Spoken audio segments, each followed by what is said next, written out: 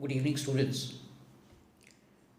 Let us come to the introduction part of theme 2 given in your ancient India. The name of the lesson is King, Farmers, Towns, Early State and Economies. The date is also given c.600 BCE to 600 CE.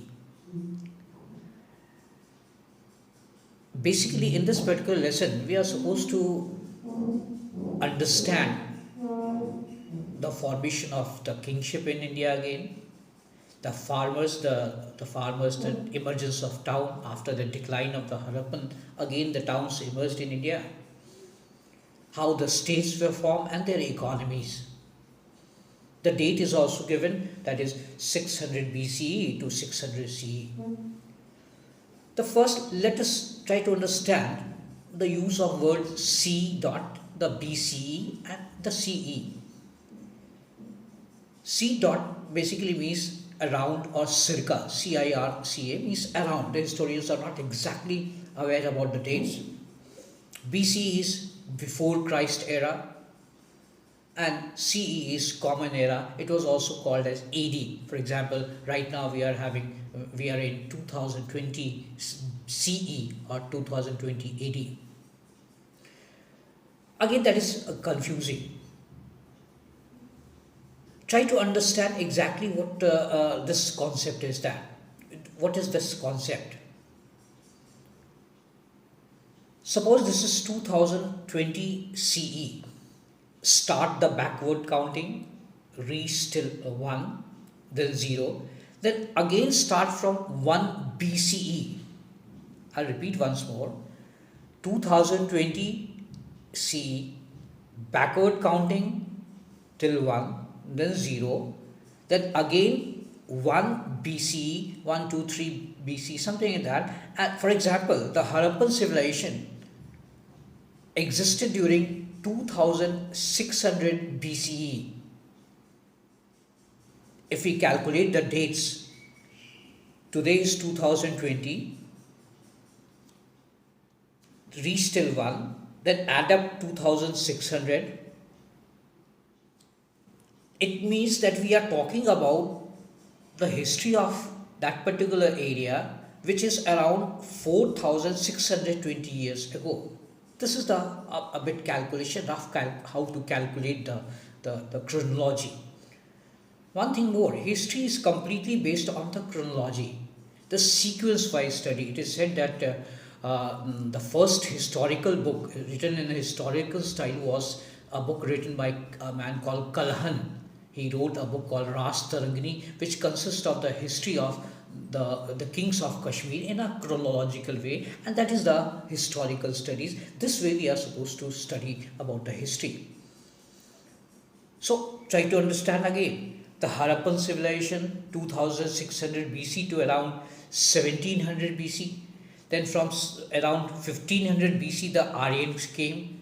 And then we are coming to the 600 BCE to around 600 CE. That is, we are going to cover around from 600 BCE to around 600 CE, that is 80. In this chapter,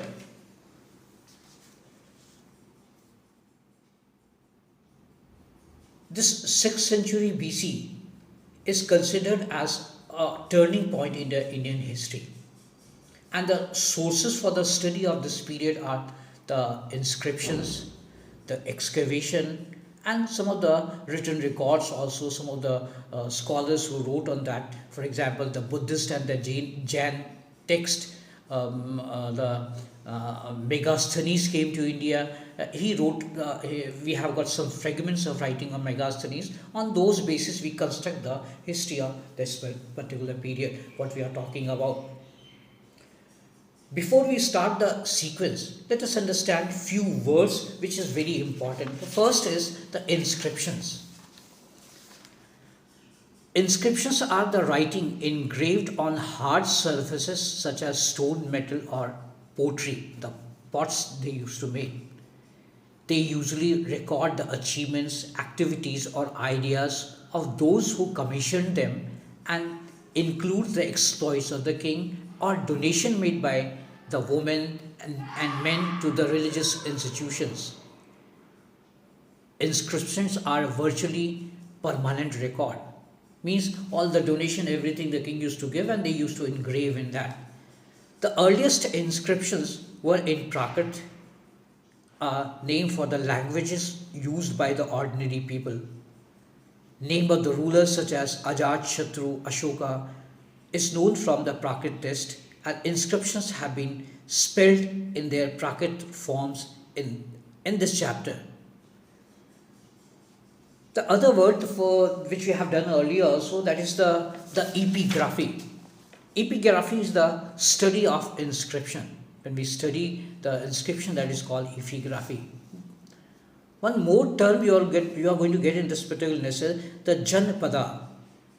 Janpada, it means the land where Jana or people or clan or tribe settled, and it is the word used both in Prakrit and Sanskrit.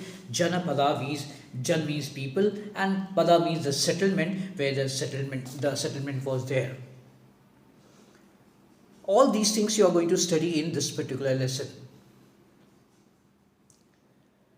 The first topic is given about the James Princip, the man who was the first, who was an officer in the Mint of East India Company, and who during 1830s he deciphered the Brahmi and the Kharosthi, the two scripts which were used in the earliest inscriptions and the coins. He found that most of these mentioned a king known as Piyadashi, Piyadasi, meaning pleasant to behold. There are a few inscriptions which also in fact refers to the king Ashoka, one of the famous rulers known from the Buddhist texts. The study of these inscriptions gave a new light to the history of India, and on that basis we are supposed to, the British basically constructed the history which we should be knowing, and this is particularly given in this particular lesson. I've said you that 6th century BC is often regarded as the major turning point in the early Indian history. It is an era associated with early city-states, growing use of iron. Around this period, the iron tools was being used by the Indians, which increased the agriculture and all things. This period also witnessed the growth of some of the religious systems like Buddhism, Jainism. And lastly, this period saw the rise of the Mahajanpadas, means the great cities. Some of the cities are mentioned from the kingdoms. The cities basically led to the emergence of the kingdoms. Some of the kingdoms which are mentioned, the Vajji kingdom, Vaji, Magadha, Khosla, Kuru, Panchala, Gandhara, Avanti, are clearly emerged during these period. Now it was a complete theory. Try to understand in a better way. The Aryans settled down from 1500 BC. From 800 BC onwards, the iron use of the iron tools started. Iron plowshare was invented and started. It increased the agriculture. As the agriculture increased, the urbanization also emerged. I have explained you that increase in the increase in the agriculture production leads to urbanization, and slowly the kings started emerging powerful.